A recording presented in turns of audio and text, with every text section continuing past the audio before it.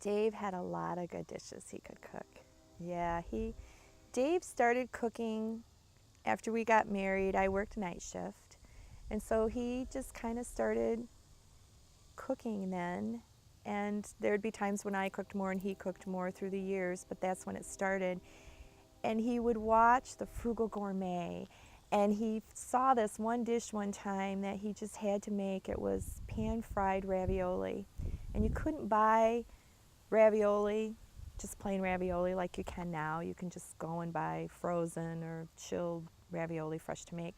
So he took a can of Chef Boyardee ravioli and rinsed all the sauce off and pan fried it like it was supposed to in olive oil, and then you serve it with a little blue cheese dressing on top. And I get up, ready for work, and that's when we would have dinner, and I'm like, wow, this is really, where'd you get this? And he's telling the story of how he made it, and then he told me he rinsed the sauce off. I thought it was just hilarious, but very clever. He was a very clever guy, figured it out. And that was a signature dish for a while for him. And after a couple years, you could actually buy the ravioli, so that was kind of cool.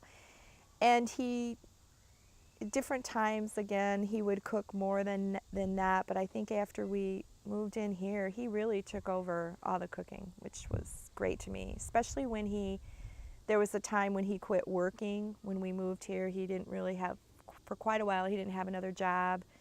And we had the upstairs that was his recording studio, and he worked, that was how he made money that he did, recording others. And so he started really cooking all the time then. He got into smoking. Then he got into smoking meat. He talked me into buying a smoker one day, and he came home and he started, and the neighbors would always laugh at us because for the first few months, first year, first couple summers really, he smoked. It would be, what time are we going to eat? Well, I'm not sure, Lee. It might be in a half hour, it might be a couple more. So I'd go, okay. So it was very common for us to eat at 10 or 11 at night, because that's when it was really done. But he got his smoking chops down, and he got pretty good with it, really. He made a pork roast that he would grill. He would make his own, there goes my brain again. Dave would make his own rub from scratch, and he would let it sit in the refrigerator and all that stuff you're supposed to do. And then he would smoke that pot roast. It was really good. One of the favorite dishes he made that I loved was kind of like almost a chicken fricassee kind of deal. His mom bought him a pot, iron pot that you cook out of. You put the coals underneath it. There's a name for it that I can't remember. And so you cook right in there. You start your veggies, and then you take them out, and you start your roux for your sauce, and get that cooking, and then you'd put your chicken in and a bunch of vegetables and noodles, and you cook it all in one pan outside. And it was an amazing dish. And he had a recipe, but he'd look at a recipe the first time he cooked, and then he just made it up. Dave was the kind of guy that could go in the refrigerator and make a dish. I couldn't do that. So I let him cook. It was good. I really enjoyed Dave's cooking. He got into smoking meats a lot of years ago. I don't know how long ago, but he bought a smoker, and he would smoke meat for 10, 12, 14 hours, and just like whole chickens and a big beef, and it was a good cook. He liked to do it outside and inside.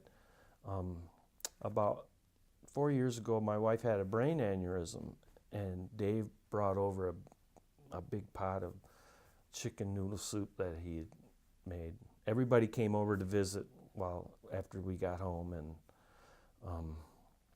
Dave made a great soup. I'll always remember that. I think Jerry might have ate some of it. No, I'm just kidding. I mean, he enjoyed cooking. He enjoyed, Eating. He enjoyed it, yeah. But like soups and stews, and Yeah. he would try things. I mean, if you went out to eat with David too, he would always get most complex thing, and he would always get an appetizer, and he said no one else at the table would want dessert. Oh, I'm so full. I'll have dessert. You know, he had just a tremendous capacity, and really enjoyed a wide variety of food. He's one of the few Mackies that would enjoy eating vegetables. I mean, in addition to being a meat lover, I mean, he ate vegetables too. Brussels sprouts, no less. Yeah. You know, who the hell likes those? And he would make the gravy at Thanksgiving, and it wasn't a big deal. I mean, we just said, "Hey, David, you make good gravy," and he would just like that was, and that happened years ago. I mean, he was just. He better hurry up, and he was always late too. Yeah, they were always I late. don't know if it was Lee or David, but they were never on time for meals. But we always had to sort of think about that. You know, when is David going to be here so he can make the gravy? So then we can sit down. And it's going to take him this many minutes, and how are we going to work all this together? So, yeah, he made great gravy. Let's hear about this meat stuff.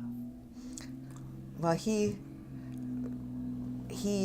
could do a mean pork roast. Well, I He had a think smoker. Yeah, he had the smoker. He bought this, and he would get up in the middle of the night or come home if he had been playing or if he was working at SARS. And then I guess that's sort of funny. But we were going on a trip last October, right before David died. In fact, he died while we were gone, but he was so sick by that time. He really wasn't talking much, and he was up, but you know, things kind of were going on around him, and he really wasn't communicating a whole lot. So we were getting ready to leave. We had gone over to say goodbye, and so I said, "So what do you want me to bring you?" And he was, you know, I didn't even know if he was going to answer me at all. And he said, "Meat." I'm like, "Okay." Well, we're going to Italy and Greece, and I'm not sure I'm going to get meat back. But the whole time we were gone, whenever we went souvenir shopping, I'm like, "Okay, what kind of meat can I get that I can smuggle back into the U.S.?" Because I was, by God, going to have meat. Well, like I say, as it turned out, we never got the meat. But you know, I have thought of that as somewhere in there, as sick as he was, that must have been. But he was being funny too, and he was, that everyone knows he likes meat, you know, and so it was, you know, that was one of the last things he said to us. That was the last thing he said to me. Yeah, Meat. Yeah, it's appropriate, I think.